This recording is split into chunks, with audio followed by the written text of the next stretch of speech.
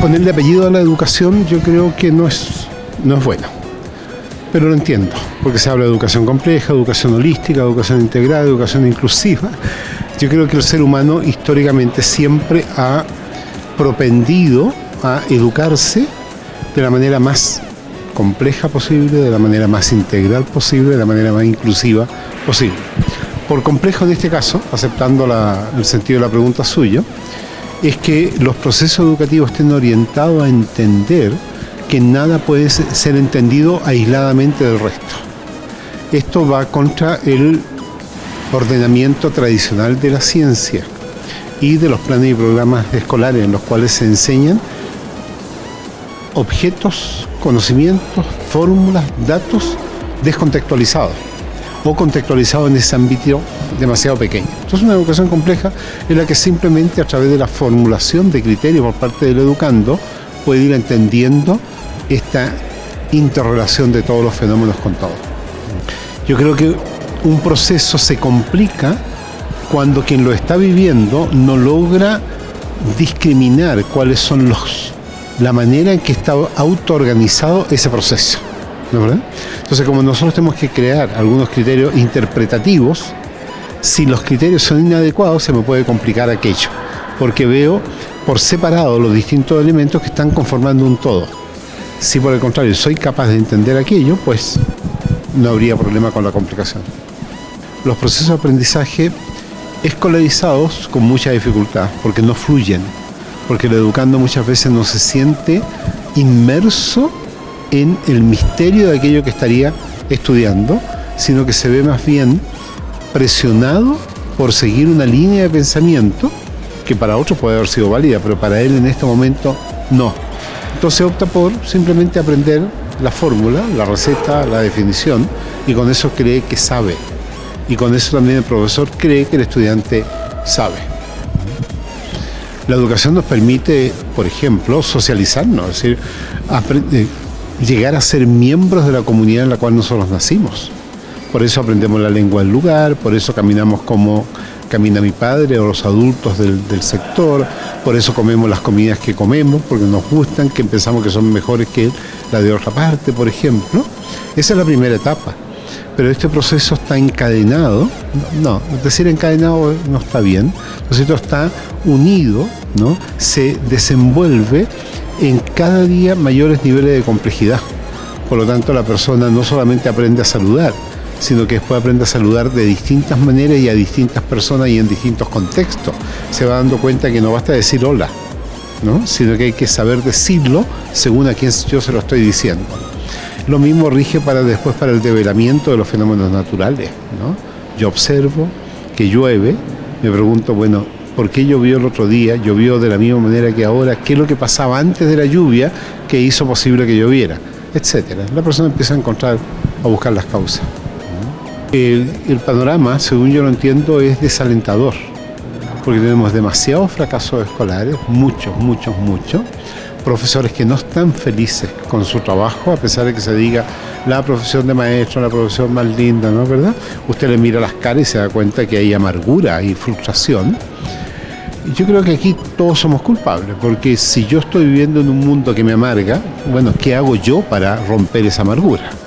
Pero también muchas veces los contextos políticos, económicos son tan potentes que me van cerrando las alternativas. Entonces el panorama es desalentador. Yo creo que lo que tenemos que hacer es simplificar los procesos. Entiendo por ellos, pongamos el caso, disminuir drásticamente los contenidos escolares que se enseñan en la escuela. Del 100% saquemos un 50%. De tal manera que la profesora, la maestra, pueda enseñar esos contenidos, ese 50%, ¿ya? Y lo puede enseñar bien. Y enseñarlo bien es que regresa a él, lo mira desde otra perspectiva, ¿no es cierto? Van inventando otras maneras de observarlo, de experimentarlo, hasta que eso queda totalmente claro. Y el estudiante al mismo tiempo ha ido vinculando esto con otros temas, porque no los puede estudiar por aisladamente. Estudiar y estudiar mucho. No es estudiar un poquito, no es estudiar la bibliografía que le dieron para una unidad, es mucho más que eso. Por otra parte, y tal vez mucho más básico que lo que dije, es que sean personas curiosas, que recuperen la curiosidad epistemológica que tenían de niñas pequeñitas, ¿no es verdad? De tal manera que el mundo les llame la atención. Las preguntas que usted se formula, trate de verlas vinculadas con otras áreas, si hay otras personas que también las formularon, de tal manera que usted vaya comprendiendo cómo se organiza la naturaleza, por qué un proceso exige de otros y por qué lo está exigiendo y en qué medida lo está exigiendo. Fíjese que hubo un fitopatólogo japonés, Fukuoka, que deja la fitopatología y se dedica al cultivo de las plantas, sin impedir que hubiera maleza en ese cultivo. Pero generaba tal equilibrio ecológico que la maleza era un insumo para nosotros, no había maleza. Entonces, categóricamente en la naturaleza no hay plaga, no hay maleza. Eso surge como un desequilibrio de la naturaleza. Entonces usted observa para ver dónde se equilibra, pero el equilibrio siempre es dinámico. Y ese equilibrio entonces va a implicar que siempre hay desequilibrio. En la escuela se asume que siempre uno está equilibrado, que siempre uno está claro, que siempre comprendió todo. No es verdad, no es verdad. Para aprender, yo creo que es condición necesaria confundirse. Por lo tanto, si un estudiante mío no se ha confundido y le digo, ¿qué está entendiendo? No está entendiendo nada. Sorpresas, confusiones, ¿no? Ideas nuevas, ideas que me digan, parece que la cosa no era por ahí, o esto alimenta alguna idea que yo ando buscando y que no encontraba por dónde apoyarme. Eso. Bueno, una respuesta que ojalá no sea estereotipada, pero una respuesta que es correcta, es que a los grupos dominantes, eso es totalmente claro, ¿no? Ellos tienen sus escuelas privadas que operan, etcétera, ¿no? Entonces, sin duda que les sirve a ellos. Pero desde otra perspectiva más crítica, uno se puede preguntar, ¿de verdad les sirve? Porque cada día viven más en un gueto, viven aislados del resto del mundo, porque empiezan a tener temor de un montón de cosas. En cambio, si tuviéramos todos un pueblo realmente educado, ¿no? Las relaciones serían distintas. Es muy posible que haya personas que tengamos distintos tipos de trabajo. Pero puede haber alguien que le guste ser obrero, que le encante a lo mejor ser un maquinista. Perfecto, ¿por qué no? Si le satisface, ¿ya? Hay personas con profesiones exitosas que de repente los tipos abandonan todo y se van a vivir solos, ¿no es cierto? O sea, eso es posible, pero que sea a partir de la dignidad de la persona, que sea una opción, no la única posibilidad que tuvo. Ese es el problema. Sí, no, ha sido un desastre, desde el punto de vista educativo ha sido un desastre. La verdad, tenemos más fracaso que antes, tenemos cambios de valores, ¿no? De sociedades más solidarias. Vamos pasando a individuos individualistas, ¿no es verdad?, que están mirando lo propio, ¿no? Entonces sí, ciertamente ha sido un desastre y tenemos que cambiarlo. Pero no lo van a cambiar aquellos que están profitando de él. Y tampoco lo van a cambiar a la fuerza, va por otro lado, ¿no?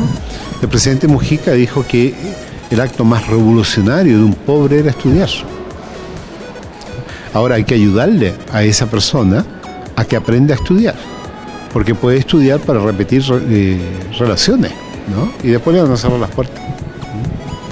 Yo creo que son referentes y referentes que debemos estudiar, pero referentes que no podemos seguir a ojos cerrados.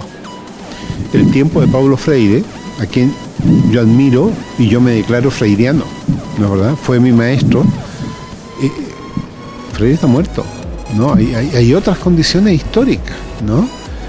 Hoy día los jóvenes muchos de ellos son individualistas. La tentación del mercado lo atrae mucho. En el tiempo de Freire los supermercados, las grandes tiendas no estaban. La posibilidad de una movilidad social aparente, ¿no?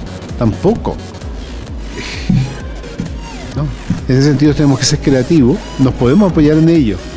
Parecido a lo que dijo Newton, que él se paró en los hombros del gigante, pero no miró como los gigantes, porque si no, no hubiera creado lo nuevo. Entonces, el desafío grande es crear, y el problema de la escuela es que nos enseña a repetir. Entonces repetimos a Teófilo Nuevo Santos, repetimos a Bonaventura dos Santos, repetimos a Paulo Freire, repetimos y no nos sirve. Carlos M. Calvo M. @gmail.com. Es porque yo me llamo Carlos Manuel Calvo Muñoz. Carlos M. Calvo M. ¿Ya? Así que bueno, quien esté interesado pues me escribe, me dice que me vio aquí para contextualizar. ¿Ya? Muchas gracias.